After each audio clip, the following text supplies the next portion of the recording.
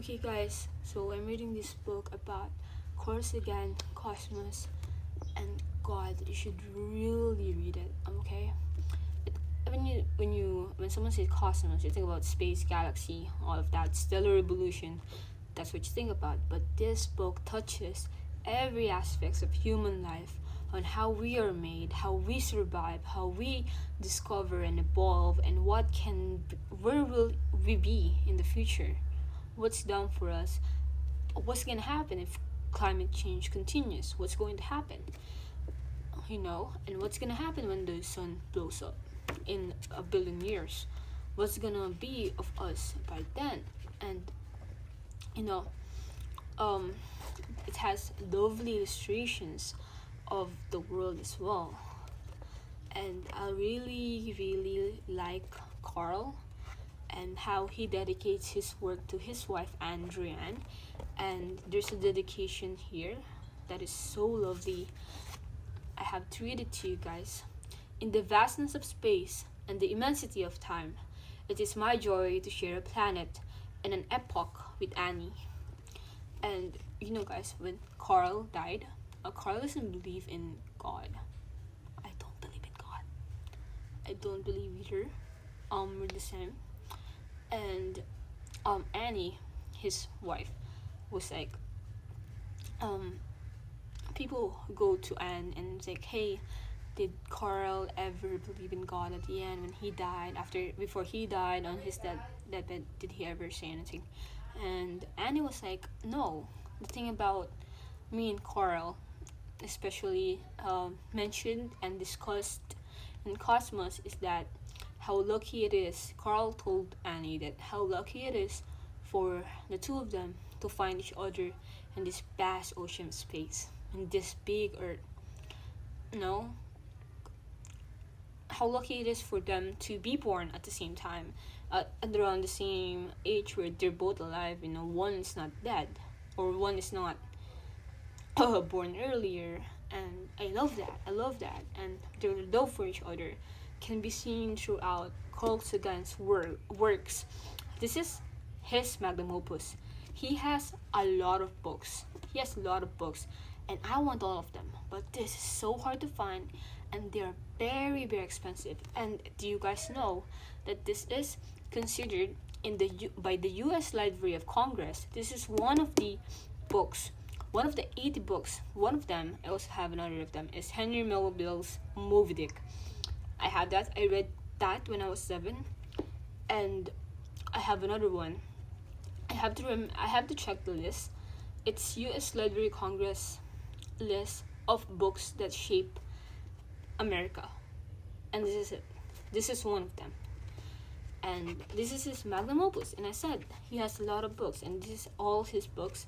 He has a lot of books, guys. This is just the major books that is famous. So I'm gonna tell you. Broca's Brain, Cosmos, Contact, a Novel, The Dragons of Eden, Shadows of Forgotten Ancestors, Comet with Andrian, Pale Blue Dot, The Demon Haunted World, Billions and Billions. So the top books that I'm looking for is The Dragons of Eden and The Demon Haunted World. I really want The Demon Haunted World. I want it so bad. Not even those bookstores that read copy books. They don't sell those either, and I don't buy fake books because that's just my thing. Because I'm trying to collect a lot of authentic books because I want them in the long run. I want my own library, and when I buy a book, that's mine forever. I don't give it unless and I write my name on all of them. And back to this book, it doesn't only shows you how the world works and where the world is going on. It also humanizes the discovery of human. And not only is it about astronomy, but it's also about biology, history, and another fucking word that I forgot. What is it? Chemistry and Earth's geology. Chemistry and geology. discussing that. I'm also interested in that. I'm very interested in science and math, and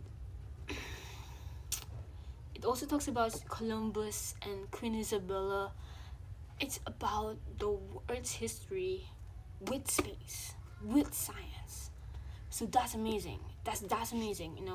It's amazing how the human brain works and how we just find things, we just discover stuff, and we just read about them. And I love Carl. I love Carl Sagan.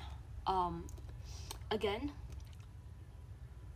it is such an honor to have this in my hand, to have this in my collection. I am so happy that I have it. And one of the things that I love about Carl is his quote. I might say it wrong, but the idea is there are as many as atoms in our DNA as much as there are stars in the universe. And there are little universe within us. I think that's very beautiful. I love that he also says that it is humans' purpose or job to discover. Oh wait, it is the universe experiencing itself through humans. That's our purpose, to experience the world, the universe, the cosmos, the unknown. That's what we're here for. And I love that. If you have the time to get this book, if you ever want to read a book about science, guys, this is worth it. I'm really worth it. And I also love Carl Sagan's the world is a pale blue dot. It's not a dark blue dot.